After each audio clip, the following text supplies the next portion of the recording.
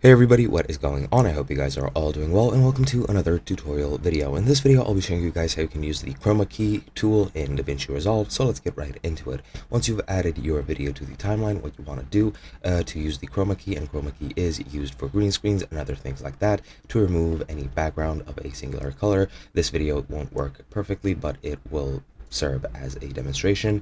And what you want to do to use the chroma key is go to the fusion tab, which is the middle one out of all of these 7.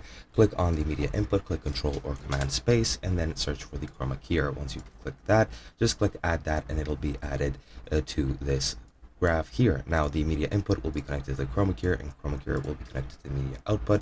And now what you want to do is just click on it and draw along the lines of what you want to remove. For example, let's say I want to remove this horse.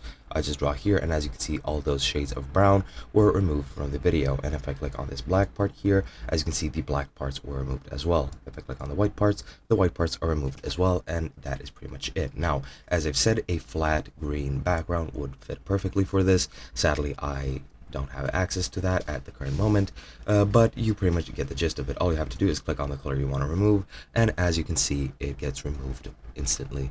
And yeah, pretty much that is about it. Hope you guys enjoyed, and I'll be seeing you guys in another video.